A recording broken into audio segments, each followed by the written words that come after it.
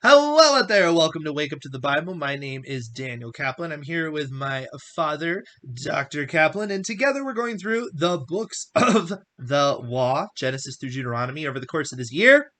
We'll be reading a little bit every day. Today we are reading Genesis 43:30 through 44:17. I'll be reading from the Robert Alter translation, and then we will discuss what we have read. Just a second here. We actually had somebody watching us record this live, and I think that our signal may be down, but it's okay because they can always watch this recording later. All right, so Joseph hurried out, for his feelings for his brother overwhelmed him, and he wanted to weep. And he went into the chamber and wept there. And he bathed his face and came out and held himself in check and said, "Serve bread." And they served him, and then separately, and the Egyptians who were eating with him separately, for the Egyptians would not eat bread with the Hebrew, as it was abhorrent to Egypt. And they were seated before him, the firstborn according to his birthright, the youngest according to his youth, and the men marveled to each other. And he had portions passed to them from before him, and Benjamin's portion was 5 times more than the portion of all the rest, and they drank and got drunk with him. So there's the wine. I knew wine was going to come up. And he charged the one who was over his house, saying, "Fill the men's bags with as much food as they can carry, and put each man's silver in the mouth of his bag. And my goblet, the silver goblet, put in the mouth of the bag of the youngest, with the silver for his provisions." And he did as Joseph had spoken. The morning had just brightened when the men were set off, they and their donkeys. They had come out of the city. They were not far off when Joseph said to the one who was over his house, "Rise, pursue the men, and when you overtake them, say to them, 'Why have you paid back evil for good? Is not this the one from which my Lord drinks, and in which he always divines? You have wrought evil in what you did." And he overtook them and spoke to them these words. And they said to him, "Why should our Lord speak words like these?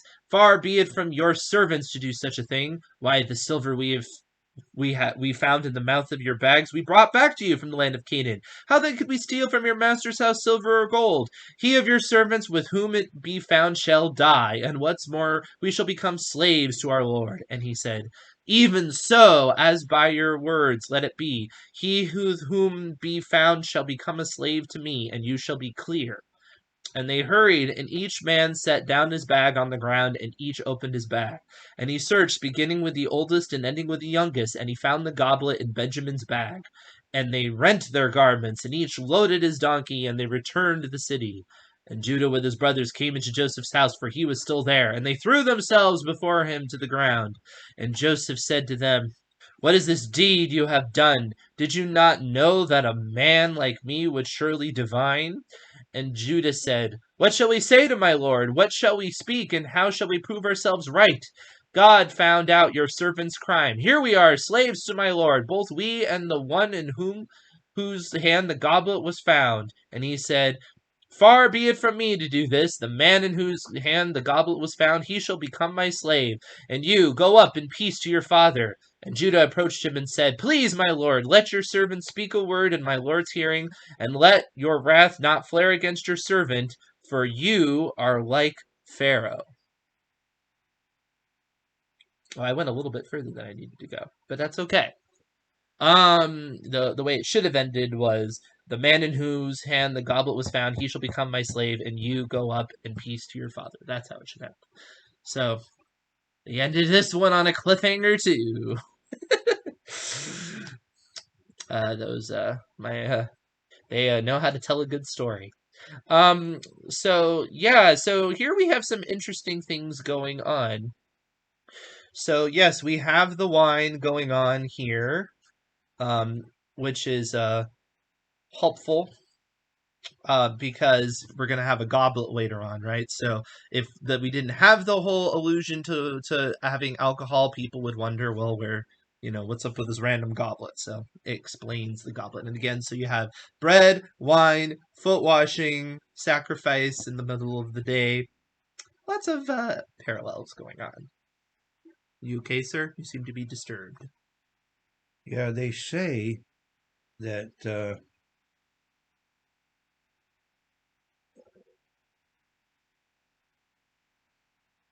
okay, originally they're not talking to Joseph. They're talking to this man that catches up with him, right? And then they say, with whomever of your servants it is found, let him die. It sounds like what Jacob said with Rachel. Mm-hmm.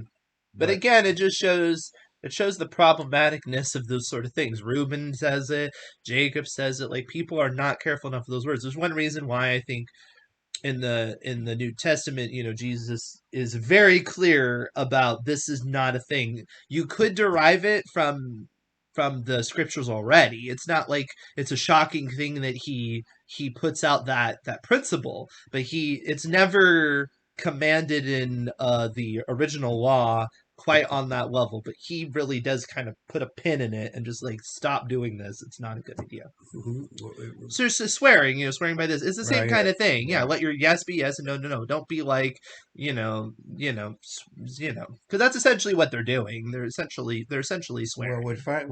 then they do modify it, because then he says, "We'll be your slaves." He doesn't, he certainly doesn't want Benjamin to die. So, No, well, I says, mean not the way this is translated. no, no. He says, "What shall we say to my lord?" Judas says, "What shall we speak, or how shall we clear ourselves? God has found out the iniquity of your servants.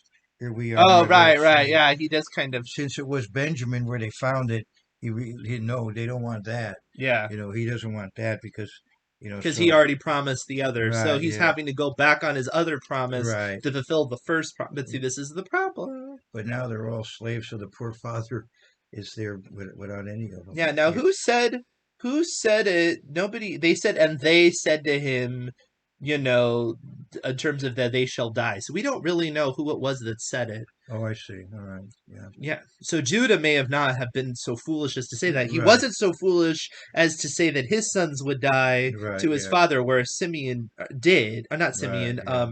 Reuben did. Reuben did. So this might have been another Yeah. Reuben getting out over his skis situation Yeah. or So something. whoever said that, or or Spoke on or behalf of the or group, a but few of them said it, but yeah, it was not final, and Judah gave a better, more reasonable yes. concept. Will be your Well, servant. also Judah says it to Joseph, right? Yeah. Right. So They said it to it's the kind of a he said she said. He has right. the benefit of the servant relaying what they said, and he's like, "Let me clarify." Yeah. You Right. know, Right. now that you're in front of Right. us. Right. Now, what's funny about this situation, you kind of have like dramatic irony as somebody because obviously what happened, right? And Joseph says, uh you have wrought evil in what you did and all of this, right? But what he does, you don't see the full picture. It's like it's good literature because you don't see the full picture because what would come next? Because what are the odds that they would specifically suggest the exact thing that what Joseph would want to test them with? Because ultimately, what Joseph wants to test them with is the possibility that Benjamin himself would become a slave or die or something like that. But they offer it up before he even has to do that. The servant doesn't even have to offer up what the punishment would be. They get to do it before the servant even gets to tell them, which I just think is kind of funny almost. Because the servant just says it says they overtook them, right? Right. Yeah.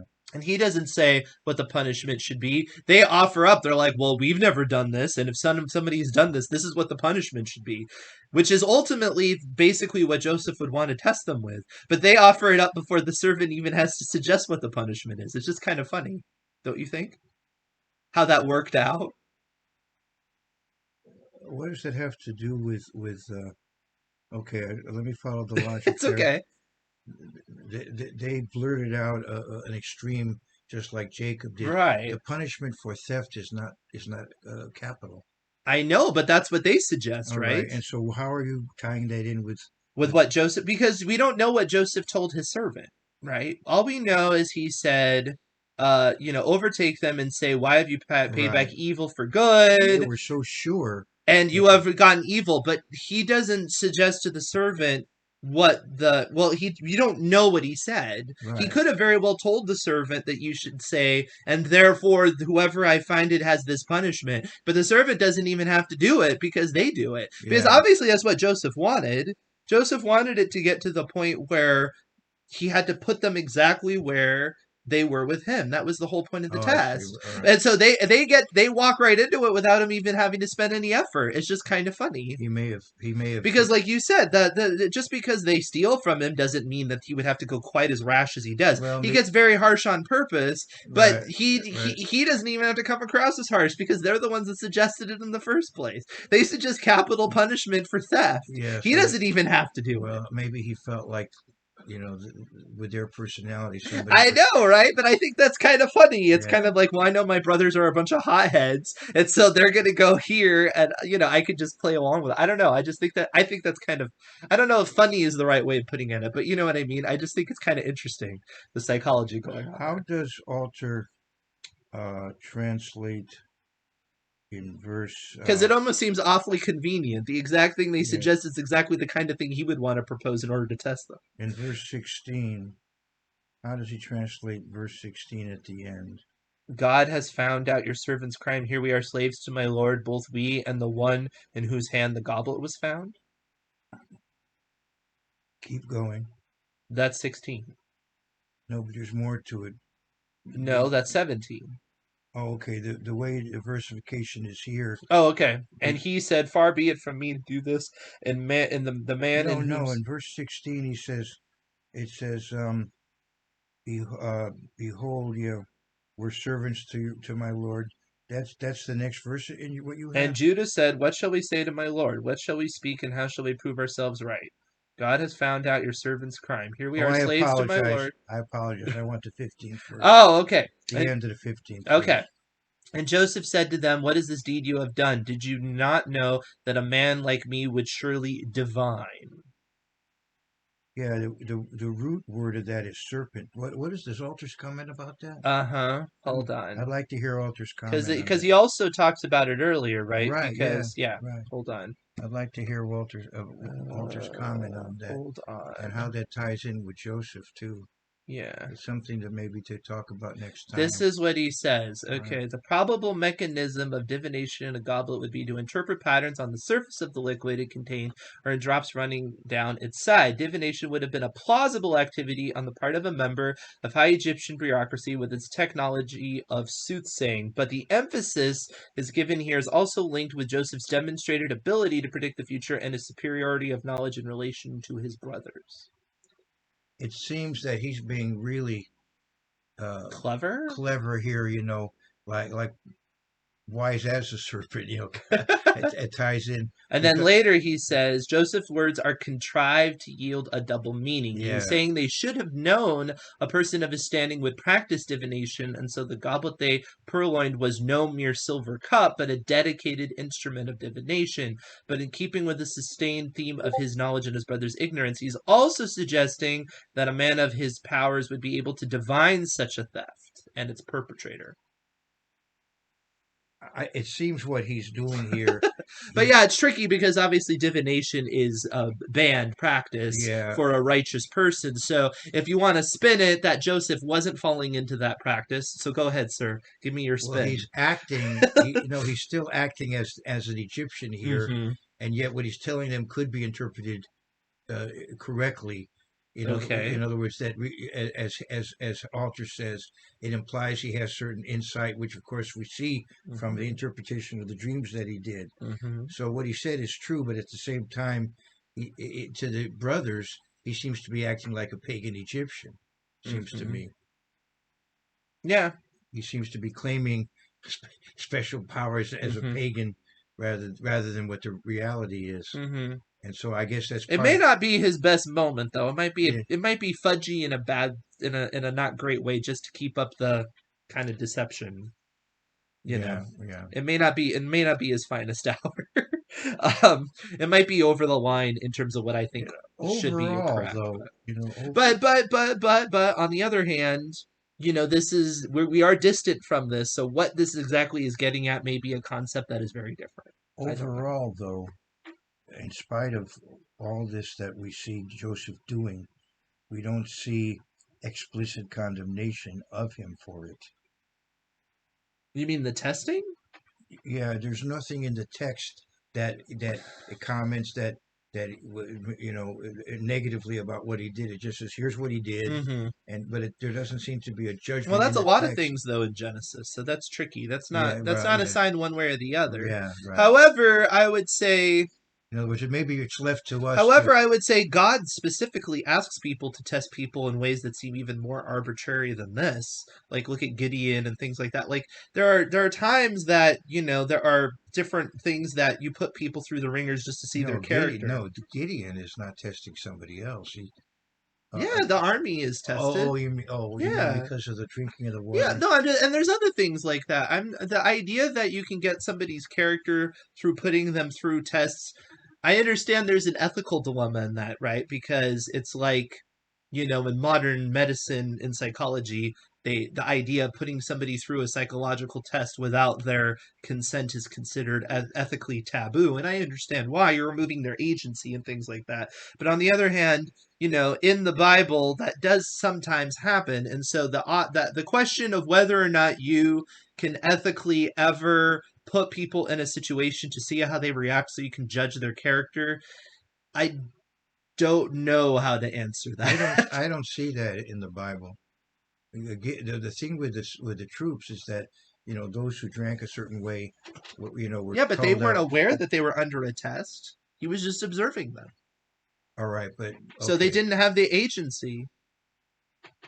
all right, yeah, I understand, but it's not quite the same as what Joseph's doing to his brothers, how they drank. I mean, Well, he's definitely deceiving them, right? So yeah, that's an ethical line. that's a very Yeah, that's a major major ethical line. major difference. Yeah, Right. okay, That's a major difference. And okay, I would say that that's obviously, I can't really defend that. I can't defend the fact that although one could argue he never really lies, right? Because, hmm, yeah, but yeah, right, yeah, on the other hand, it's deceptive because he's hiding the goblet in there so he can accuse them of stealing, yeah. even though they didn't, just to see how they reacted. And that's dodgy. It That's at very best, that's it's dodgy. yeah, it seems to be. But again, everybody has their flaws. This might not be his finest moment. Yeah, There right. may have been a better way that he could have found out the character Yeah, of them. right, right. Perhaps you can argue that, when Reuben was already talking about it right at the beginning, that should have been enough, that perhaps he wasn't quick enough to forgive, and maybe we can, or quick enough to acknowledge their maturity or whatever it Yeah, there you was. go. It's Yeah. possible. So where are we holding here? We're holding right at the end where Judah is about to appeal to them, because he Oh says, "The yeah. man in whose the goblet was found, he shall become my slave, and you go up in peace to your father." Okay. So So ultimately, we leave with Joseph saying that Benjamin will become the slave, and everybody else can leave, which is that essentially exactly where they left off, right? that's the Because final he's test. giving, well, he set it up to where they Yeah. can have the same scenario. Yeah. You're the brother who's the youngest, who I'm showing favoritism to because he does in the meal. He can be a slave, and you can go back in freedom. So what you gonna do? Yeah. And I will say, if you want to defend Joseph, yes, it does tell you for sure of whether or not somebody has a repentant attitude. I guess what you could argue from a biblical perspective is, do we have the right to really find that out? And I would say probably not. I would say Right. you Yeah. do have to sometimes go on a limb and accept people. And the example in the later writings is, you forgive somebody, as whatever, 70 times 7, right? And that doesn't mean you forgive them under the assurity that Joseph is asking for. You know, Well, here's that's not the same thing, though, as what I said earlier. I'm not going back on that in terms of that's not the same thing as forgiving somebody who's not repentant. The difference is how much can you doubt their repentance? That's what I'm getting at. I think Joseph, you can make the argument of, is demanding too much proof no of no repentance that you get the impression from the New and Testament. having to You compromise give them himself. the benefit of the doubt Right. if they say they're sorry. Yeah. I was And to be truthful about it, is there even a way to really, there really is no way to do this without compromising yourself or something, Right. right? Yeah. Because imagine, let's say, you want to find out if somebody's repentant of the of being a thief or something. So you put them in a room with something really expensive and see if they steal it. But that's not, No, it's wrong. yeah, that's not a, Lead us not into temptation. right, right, right, right. That's Yeah. not, that's not for you to do. If somebody comes to you and and they seem contrite, or they say they're contrite and they are trying, I think you do need to give people the benefit of the doubt. That kind of reminds me of a principle we had in the yeshiva. It says, don't put an obstacle in front of a blind man.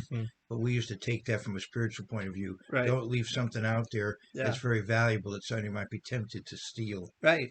And Yeah. one time I was in Brooklyn College and I had a bag of a lot of items that would have been worth money. They were textbooks, I think, mostly. Uh-huh.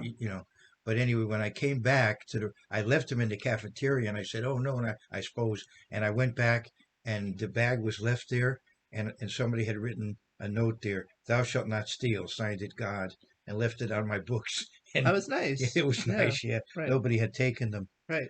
But Yeah, but I mean, it's something that you have to ask yourself because, yeah, like psychologists have to ask themselves when they're doing studies, how much agency you have to give people. But even like law enforcement, right? We know about sting operations, and I do wonder sometimes from they're a I problematic. do wonder from a biblical standpoint about that, and a lot of people wonder about the ethics of that too, because there's sometimes you wonder that they don't put people in situations that they wouldn't even do if they didn't give them the opportunity. And what does that say about That's different things? And that's that. I do worry about that would such be things. determined in court. I mean, in terms of they would have had grounds for this sting, supposedly.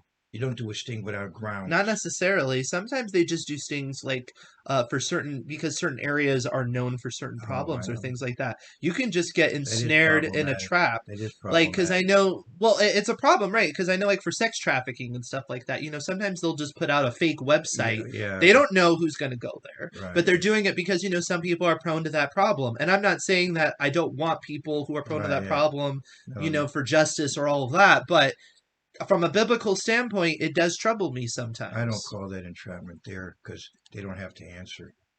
If it's just out there. But the question is would they even have fallen for that temptation had it not been presented to them? That's the point. So I would like I don't to. have an easy answer on that. I would like to say that when in thinking back, we've now gone through. This is what chapter 44 of Genesis. Chapter 44:17 is where we end. We've seen um, Rebecca Mm-hmm. and Isaac with the Rebecca and Jacob with Isaac's blessing. Yep. We've seen Tamar. Yep.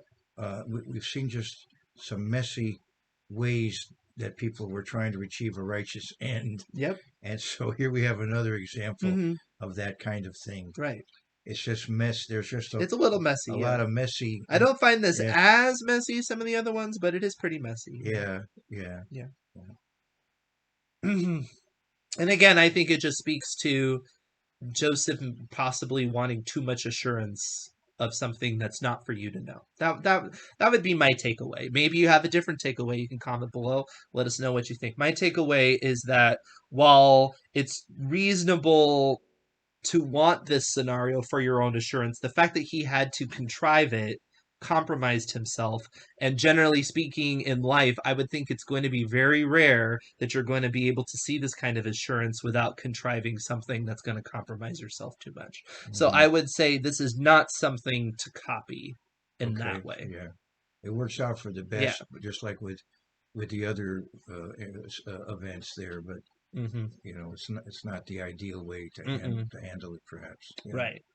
That'd be my perspective. All right. Any other comments? Well, we're in the middle of a very dramatic scene, and we're just as another cliffhanger. It is another my son cliffhanger. likes to talk about. Yep, it's another cliffhanger, and we're getting close to the end of our Genesis, right? How many do we have? Like what? 2 more? No, there's 50 chapters.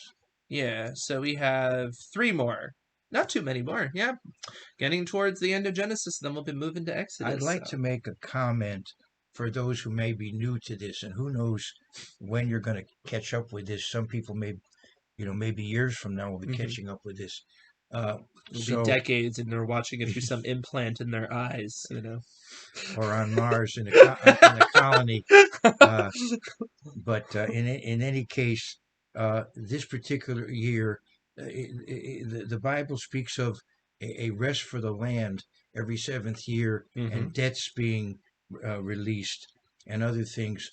And This year is a sabbatical year in the land of Israel. Hmm. It's a Shemitah year, Hmm. and in Deuteronomy 31 we see that the Shemitah year was tied in with reviewing the law. Hmm. So we felt that this particular year we should go ahead and read through the law publicly as we're doing and discussing it in light of the fact that it is a sabbatical year. So I want to just review that for those who may be new. Sounds good. And yes, it does make it a great year to read the law. And if you're listening to this in a non-sabbatical year, it's also a good year to read the law. It's always a good year to read the law. But, having a system like that is the reason for it not to be mystical about the year itself, but to Right, force right, yourself to, on a regular basis, right, review it. And yes, on a regular basis, review the material. Absolutely. I mean, the king had to write it out and things like that. right. So Yeah, yeah, it's something for us to definitely do. I mean, one could make the argument, if we're supposed to be kings and priests in the upcoming kingdom, should we essentially do the equivalent? I don't know. I'm not saying you have to type out the law. I'm just saying going through it is a good idea, right? Let's keep up the practice. All right, so that being said, we are going to continue to read through the law. We're getting towards the end of Genesis here, but many more books to come are going to last the whole year, and we will see you tomorrow.